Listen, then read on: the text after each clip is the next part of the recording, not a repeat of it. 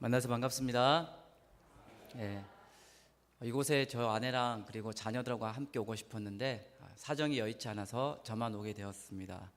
오늘 저는 설교를 먼저 하고요. 그 다음에 짧게 하나님의 부르심을 받고 왜 케냐 선교가 되었고 또 어떤 사역을 할지를 간단하게 말씀드리고 마치고자 합니다. 먼저 기도드리고 말씀 전하겠습니다. 주님의 은혜 아니면 아무것도 할 수 없는 연약한 종들이 주님 앞에 섰습니다. 주님의 은혜가 아니면 아무것도 할 수 없는 부족한 사람들이 이곳에 나와 주님을 예배합니다. 그러나 하나님께서 마른 막대기에도 은혜를 주시면 그 막대기를 통하여서도 홍해를 가르시고 사람을 살리시고 치유하는 능력이 있음을 믿습니다. 이 시간 주님의 말씀의 손에 붙들리는 시간 되게 하여 주시고 말씀을 전하는 종이나 말씀을 받는 성도들이나 주의 말씀을 통하여 회복되는 역사, 우리의 인생이 때로는 광야 같지만 그 안에 역사하시는 하나님의 섭리를 기억하고 회복되는 시간 되게 하여 주옵소서.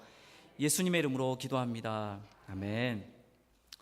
늦은 나이에 결혼한 신혼부부가 있었습니다. 참으로 아름다운 인꼬 부부였습니다. 둘 다 대학원을 졸업하고 직장을 가진 사람들이었고요. 장래가 굉장히 촉망되는 사람들이었습니다.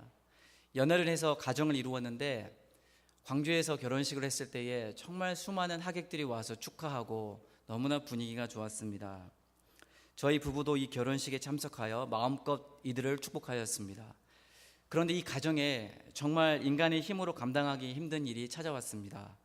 남편이 계속 소화불량으로 힘들어하다가 병원에 가서 조직 검사를 하게 되었는데 안타깝게도 백혈병 판정을 받게 된 것입니다. 누구에게도 말할 수 없고 가슴으로 아파하며 힘들어하던 중에 그 아내 여자분이 와서 이런 말을 했습니다. 예수님을 믿지 않는 사람이었는데요, 이럴 때라도 누구라도 붙잡고 싶은데 붙잡을 사람이 없다. 그래서 종교가 필요하고 하나님이 필요한가 보다. 저의 아내는 이 자매에게 예수님을 믿으라고 권면을 하였습니다. 인생의 광야를 걷고 있는 이 가정에 필요한 것은 복음이요 생명이신 예수님인 줄 믿습니다. 이 가정을 위해 기도하고 복음을 전해야 하는 부담을 가지고 저는 이 자리에 서 있습니다. 사랑하는 성도 여러분, 여러분은 인생을 살아가면서 이처럼 원치 않은 질병과 여러 가지 아픔과 고난을 겪었을 것입니다. 어떤 길을 놓고 기도하고 어떤 일을 놓고 또 준비하고 추진하고 있는데 참 뜻대로 되지 않았을 때 그것을 경험하였을 것입니다. 마치 광야와도 같습니다. 여러분, 이런 광야 같은 인생 속에서 누구를 의지하여 살아가고 있습니까? 어떠한 자세로 이 광야의 길을 걸어가고 계십니까? 오늘 말씀을 통하여 광야에서도 일하시는 하나님을 꼭 만나시기를 주의 이름으로 축원드립니다. 하나님께서 은혜 주셔서 저는 2달 전에 성경이 읽어지는 그 프로그램이 있는데요, 거기 계시는 전문 강사분들과 함께 이스라엘로 성경 탐사를 다녀왔습니다. 성경을 설명하는 사진 속에서 부득이하게 제 사진이 나오는 점을 미리 양해 바라겠습니다. 모세가 이스라엘 백성을 이끌고 가나안 땅에 들어가기 전에 최종 머물렀던 곳이 어딘지 아십니까? 그곳은 바로 모압 평지입니다. 모압은 창세기에 나오는 롯의 큰딸이 자신의 후손을 잇기 위해서 아버지와 동침을 하여 낳은 자녀입니다. 이 후손이 후에 모압 후손이 되었습니다. 그런데 이 모압은요, 지금의 요르단을 말합니다. 이 모압 평지에서 모세가 설교를 하고 있습니다. 가나안 땅에 들어가야 할 다음 세대들에게 지금 이 평지에서 설교를 하고 있는 것입니다. 신명기 1장 5절 말씀을 보면 모세가 요단 저쪽 모압 땅에서 이 율법을 설명하기 시작했다라고 기록하였습니다. 그래서 요단이 있는 곳은 이스라엘이고 모압은 요단을 말합니다. 따라서 이스라엘 요단강에서는요, 바로 그 앞에 요르단을 볼 수가 있습니다. 신명기 32장 48절로 52절 말씀을 보면 이제 이곳에서 설교를 다 마치고 나서요, 하나님께서 모세에게 말씀하셨습니다. 너는 느보산에 올라가서 가나안 땅, 지금의 이스라엘 땅을 바라보아라 라고 하십니다. 그러나 모세는 무리바에서 하나님의 거룩함을 드러내지 못하고 지팡이로 반석을 2번 내리치는 일로 이 가나안 땅에 이스라엘에 들어가지 못하게 됩니다. 지금 보이는 사진은요, 이 느보산 정상입니다. 모세는요 이곳 느보산에서 죽었습니다. 신명기 34장 1절로부터 3절까지 말씀을 보면 이곳에서 모세는 길르앗 땅에서부터 지중해 그리고 유다 온 땅까지 보여주셨습니다. 실제로 날씨가 좋으면 이곳에서 사해를 포함해서 이스라엘의 대부분의 전체 서해 쪽을 빼고 동쪽 편을 남해에서부터 북쪽에 이르기까지 많이 볼 수가 있었습니다. 모세는 바로 이곳에서 120세에 부르심을 받습니다. 이곳에서 이제 모세 기념교회와 가나안 정망대가 있습니다. 이스라엘 백성들이 광야에서 하나님과 모세에게 불평하다가 불뱀에게 물려 죽었을 때에 놋뱀을 보면 살아났는데 놋뱀을 기념한 조각물이 이곳에 세워져 있습니다. 똑같은 것은 아니고요. 조각물로 저렇게 만들어져 있었습니다. 이 느보산 아래에 모압 평지가 있고 가나안 땅과 모압을 경계로 요단강이 흐르고 있습니다. 모압 평지에서 모세는 중요한 말씀을 전하고 있는데 가장 중요한 말씀이 바로 우리가 읽었던 본문 말씀입니다. 먼저 본문 1절 말씀에 너희는 하나님의 모든 말씀을 지켜 행하라 라고 명령하십니다. 부분적으로 순종하는 것이 아니라 모든 말씀을 따라 순종할 때에 약속한 땅을 기업으로 얻을 수 있다는 것입니다. 사랑하는 성도 여러분, 여러분은 하나님께서 여러분에게 주신 말씀을 모두 다 순종하며 살고 계십니까? 우리가 성경 말씀을 부분적으로 순종하고 있다면 하나님을 부분적으로 아는 것이고 부분적으로 믿는 것입니다. 하나님을 온전히 아는 사람이 온전히 순종할 수가 있는 것입니다. 내 생각과 형편으로는 안 되지만 하나님의 말씀에 순종하고 있다면 그 사람은 정말 하나님이 사랑하시고 기뻐하시는 사람인 줄 믿습니다. 이런 순종하는 것이 안 됐기 때문에요, 이스라엘 백성은 하나님으로부터 말씀을 받고 순종하는 훈련이 매일 필요했었습니다. 한마디로 낮아지는 훈련이 필요했습니다. 겸손히 하나님과 동행하는 훈련이 필요했다는 것입니다. 그래서 하나님은 이스라엘을요 광야 학교로 인도하십니다. 여러분, 우리는 인생을 이야기할 때 광야로 비유하기도 하고 때로는 광야 학교로 비유하기도 합니다. 광야 학교의 교장은 하나님이십니다. 우리보다 먼저 광야의 길을 걸으셨고 모든 시험을 이기시며 십자가에서 승리를 이루시는 분은 우리 주 예수 그리스도이십니다. 또한 그 광야에서 우리를 친히 인도해 가시는 담임 선생님이 계시는데 그분은 바로 성령 하나님이십니다. 제가 2달 전에 2주간의 성경 탐사 중에서 가장 은혜를 받았던 곳은 어디였냐면요, 바로 다름 아닌 광야였습니다. 사랑하는 성도 여러분, 이스라엘의 광야에 대해서 생각하면 어떤 생각을 떠오르고 계십니까? 사막, 태양이 내려쬐는 곳, 사람이 살지 않고 맹수가 득실거리는 곳, 아마 이런 것을 생각할 것입니다. 이스라엘의 광야의 영적인 의미를 살펴보기 전에 간단하게 우리는 광야의 지정학적인 의미를 살펴볼 필요가 있습니다. 왜냐하면 그 광야의 그런 지정학적인 위치 때문에 성경에서 동풍이라든지 오른쪽에서 그늘이 되신다는 그런 말씀을 사용하고 계시거든요. 이스라엘은 동서의 길이가 96km입니다. 광양 버스터미널에서 광주 종합버스 터미널까지 거리가 96km이거든요. 그러니까 오른쪽에서 왼쪽까지 끝에서 끝까지 가면요 1시간 반이면 갈 수가 있겠죠. 그리고 남쪽에서 북쪽까지 끝까지 거리는 560km입니다. 저의 고향 여수에서, 특별히 여수 백야도에서 강원도, 우리나라 강원도 고성군 현내면 초도리까지 거리가요 560km입니다. 그러니까 자가용을 타고 아래에서부터 위까지 가면요 5시간에서 6시간이면 이 이스라엘을 또 갈 수가 있습니다. 그런데 이렇게 옆으로는 좁고 위로는 길쭉한 바나나 모양처럼 되어 있는 이 이스라엘은요 높낮이가 굉장히 큽니다. 예를 들어서 이 예루살렘을 보시면 성경에서 예루살렘으로 올라간다라는 성경 표현을 사용합니다. 왜냐하면 이 예루살렘은요 해발 800m에 위치한 곳이거든요. 굉장히 높은 곳에 위치해 있습니다. 그리고 여리고라는 그 성경 이야기가 나올 때 여리고는 반대로 내려간다라는 성경 표현을 씁니다. 이곳은요, 해수면보다 300m 아래에 위치한 곳입니다. 그리고 가장 또 아래에 위치한 곳은 사해 바다인데요, 여리고도 굉장히 낮은 곳에 위치해 있는 것입니다. 요한복음 5장 1절 말씀을 보면 그 후에 유대인의 명절이 되어 예수께서 예루살렘에 올라가시니라 말씀합니다. 누가복음 10장 30절에서는 예수님이 말씀하시되 어떤 사람이 예루살렘에서 여리고로 내려가다가 강도를 만나, 이런 높낮이의 차이가 있다는 것이죠. 이스라엘의 지형에 대해서 한 번 더 네 부분으로 나눠서 한번 생각을 해보겠습니다. 첫 번째는요, 서부 해안 평야입니다. 서부 해안 평야는 블레셋, 샤론, 돌, 아셀이 있습니다. 그리고 서부 산악지대로 좀 올라가면 네게부, 유다 산지, 베냐민, 사마리아 이런 곳이 있고요. 그 다음에 중앙 대협곡으로 가면 아라바 광야, 사해, 요단 계곡이 있습니다. 동부 산악지대에는 에돔과 모압, 암몬이 있습니다. 여러분, 그래서 이스라엘에 왜 광야가 생긴 줄 아십니까? 그것은요, 지중해에서 불어오는 이 편서풍의 비구름이 서부 해안 평야에서 풍성한 비를 뿌리게 됩니다. 그러나 예루살렘에 위치한 해발 600에서 1000m로 올라가면서요, 산악지대를 못 넘어갑니다. 그래서 동쪽으로 가면서 점차 소멸이 돼요.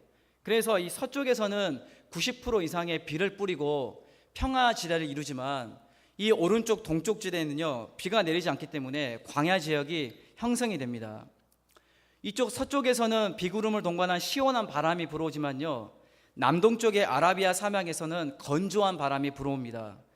누가복음 12장 말씀 54절 56절 말씀을 보면요, 또 무리에게 이르시되 너희가 구름이 서쪽에서 시원한 지중해에서 서쪽에서 이는 것을 보면 곧 말하기를 소나기가 오리라 하나니 과연 그러하고, 남풍이 부는 것을 보면 말하기를 심히 더우리라 하나니 과연 그러하니라.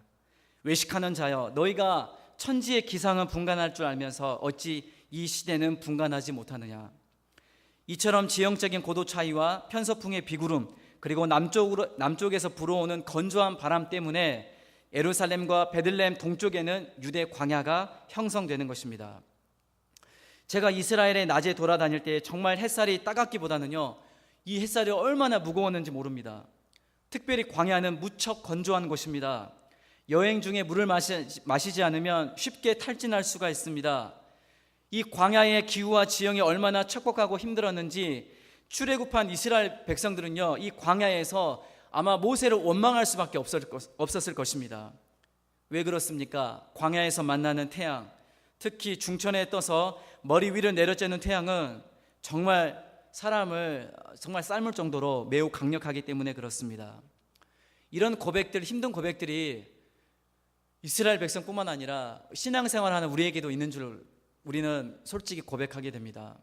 우리보다 훨씬 이전에 살았던 요나, 선지자 요나는 이런 고백을 하게 됩니다. 요나서 4장 8절 말씀을 보면 해가 뜰 때에 하나님이 뜨거운 동풍을 예비하셨고 해는 요나의 머리에 쪼임에 요나가 혼미하여 스스로 죽기를 구하여 이르되 사는 것보다 죽는 것이 내게 나으니다 하니라. 그래서 이런 광야에서 필요한 것은 무엇입니까? 이런 광야에서 필요한 것 중에 하나는 바로 그늘입니다. 저는 이곳에서 물과 함께 정말 중요한 것이 그늘이라는 것을 깨닫게 되었습니다.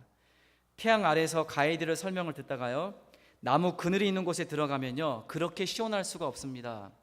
이스라엘은 대부분의 지형이 석회암으로 되어 있기 때문에 그늘만 있으면 시원함을 금방 느낄 수가 있었습니다.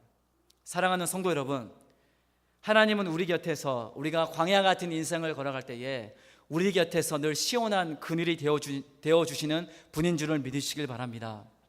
다 같이 시편 121편 5절 말씀 그리고 6절 말씀 함께 읽겠습니다. 시작.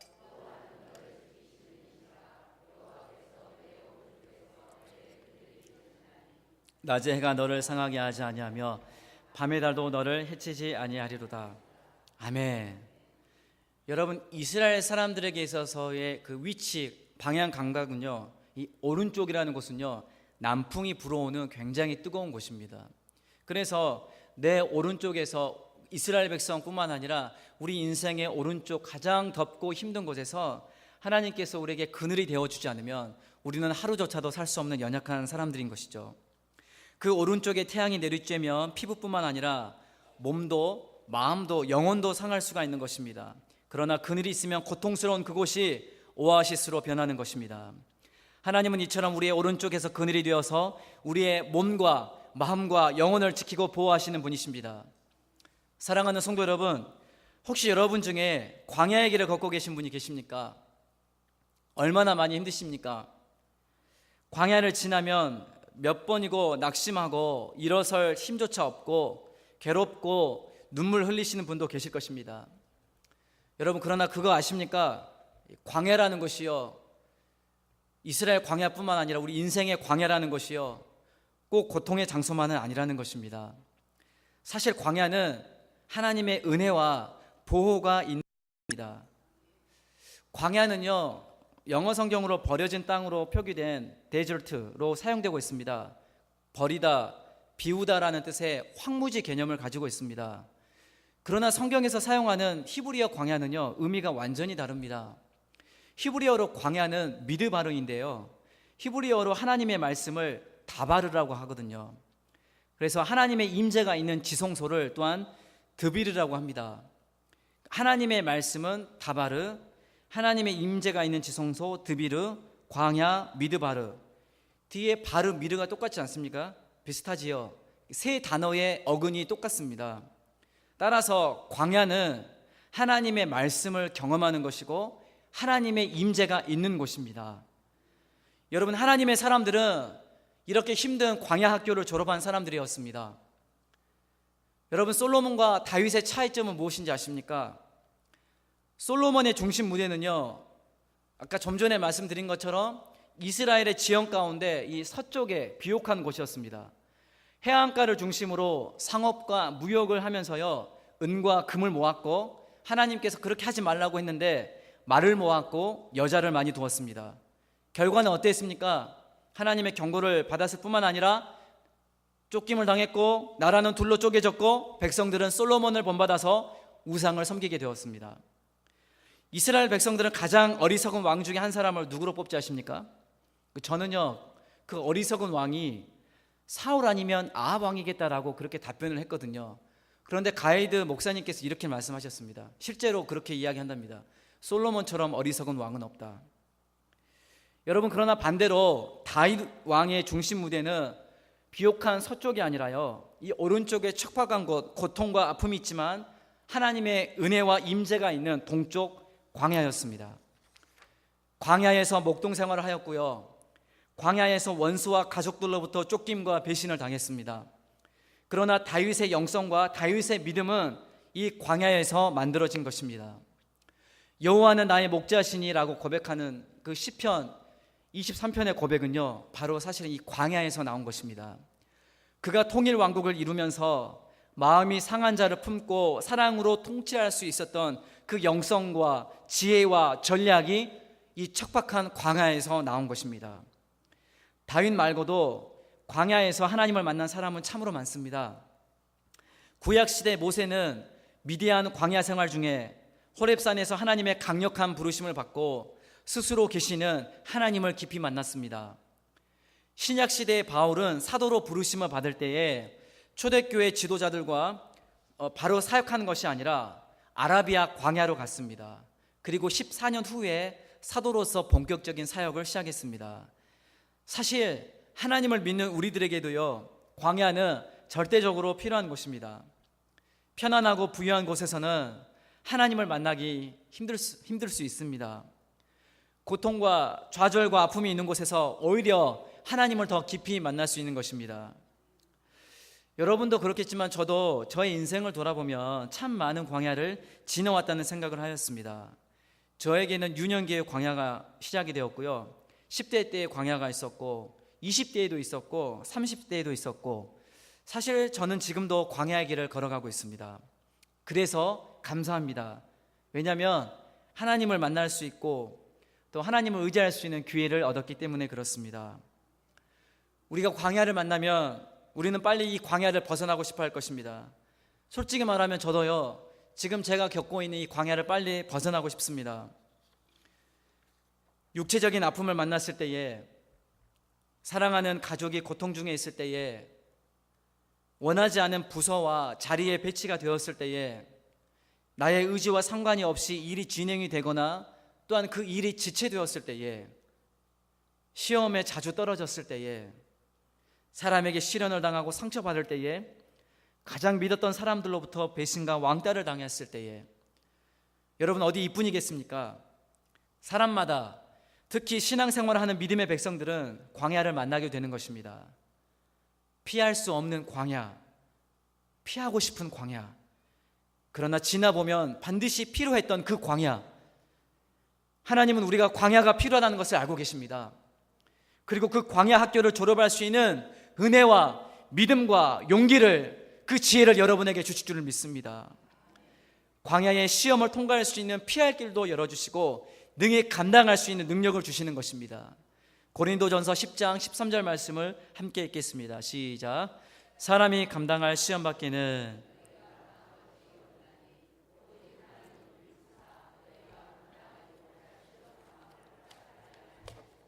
시험 당할 쯤에 또한 피할 길을 내사 능히 너희로 감당하게 하시느니라. 아멘.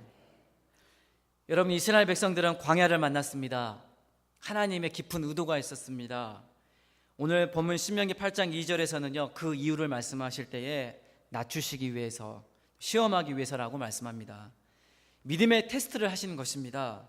그래서 이스라엘 백성들뿐만 아니라 우리도 하나님께서 그렇게 낮추고 또 낮추어서 정금같이 단련시키는 것입니다. 그래서 신명기 8장 3절 말씀처럼 하나님은 우리를 하나님의 말씀을 따라 사는 존재로 빚어가시는 것입니다. 3절 말씀 함께, 하반절 말씀 함께 읽겠습니다. 시작. 사람이 떡으로만 사는 것이 아니요 여호와의 입에서 나오는 모든 말씀으로 사는 줄을 내가 알게 하려 하심이니라. 아멘. 하나님의 말씀을 따라 광야 40년의 길을 걸었던 이스라엘 백성들은 하나님의 철저한 보호를 받았습니다. 본문 4절 말씀처럼 의복이 헤어지지 아니하였고 발이 부르트지 아니하였습니다. 어떻게 광야의 길을 걸어왔는데 그것이 가능했을까요? 그것은 하나님께서 뜨거운 낮에는 구름 기둥으로 그늘이 되어 주셨고, 그리고 추운 밤에는 불기둥으로 보호해 주셨기 때문에 그렇습니다. 사랑하는 성도 여러분, 하나님께서 여러분에게 광야의 길을 걷게 하시는 데에는 반드시 뜻이 있습니다. 하나님의 계획과 의도가 있습니다. 무엇입니까? 우리를 테스트하시는 것입니다. 낮추시는 것입니다. 하나님의 말씀에 순종하는 사람이 되게 하시는 것입니다. 그러므로 여러분이 지금 지나가고 있는 광야가 때로는 이해가 안 가고 마음이 굉장히 어렵더라도 하나님의 은혜와 임재를 경험할 수 있는 역사적 사건이 일어날 것을 기대하시기를 바랍니다. 말씀을 맺고자 합니다. 이스라엘에서 광야를 보고 우리 주님을 묵상하였습니다. 나를 구원하기 위해서 물과 피를 쏟으신 우리 주님께서 이 광야 길을 걸었다니, 이곳에서 40일 동안 시험을 받으시며 우리 예수님은 말씀으로 사단을 이기셨습니다. 광야에서 조용히 엎드려 기도하는데 참 은혜가 되었고 눈물이 나왔습니다. 제 인생의 길이 이처럼 광야와도 같다는 생각에 울컥하였고 또 주님의 은혜와 사랑에 울컥하였습니다. 짧게 광야를 체험하고 이 산비탈을 내려오는 길에 하나님께서 저에게 큰 위로를 주셨습니다. 광야에서 내려온 지 얼마 되지 않아 제 눈과 마음을 사로잡는 것이 있었습니다. 바로 광야에서 피어난 꽃 때문이었습니다. 그때 하나님께서 저에게 떠오르게 하시는 말씀이 있었습니다. 마태복음 6장 30절 말씀 함께 읽겠습니다. 시작. 오늘 있다가 내일 아궁에 던져지는 들풀도 하나님이 이렇게 입으시거든 하물며 너희일까 보냐 믿음이 작은 자들아. 아멘. 광야에 피어나는 꽃도 들풀도 하나님이 이렇게 기르시고 입으시는데 하나님께서 나의 삶을 확실히 붙들고 책임지시고 인도할 것이라는 확신을 가지게 되었습니다. 그리고 하나님께서 저의 가슴에 이렇게 말씀하시는 것 같았습니다. 걱정하지 말아라 아들아, 너는 이 꽃들보다 더 귀한 나의 자녀란다. 사랑하는 성도 여러분, 광야에서도요 꽃은 피어납니다.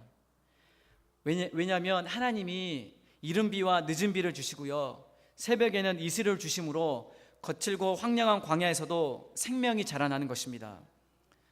여러분 혹시 광야를 지나가고 있습니까? 여러분의 자녀가 혹시, 여러분의 가족 중에 혹시 누가 광야를 지나가고 있지 않습니까? 광야를 지나가다 보면요, 굉장히 외롭고 고독합니다. 때로는 고통스럽고 힘이 듭니다. 그러나 기억하시길 바랍니다. 광야에서 우리 주님을 깊이 경험하고 성령의 은혜를 깊이 체험할 수 있다는 것입니다. 하나님께서 우리에게 광야 길을 걷게 하신 본래 의도와 계획을 바라보시길 바랍니다.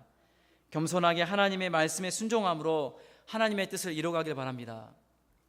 광야에서도 꽃은 피어납니다. 그 광야에 우리 주님이 계시고 그 광야에서도 꽃을 피어나게 하시는 분이 우리 하나님이심을 믿고 승리하시기를 주의 이름으로 축원합니다. 아멘.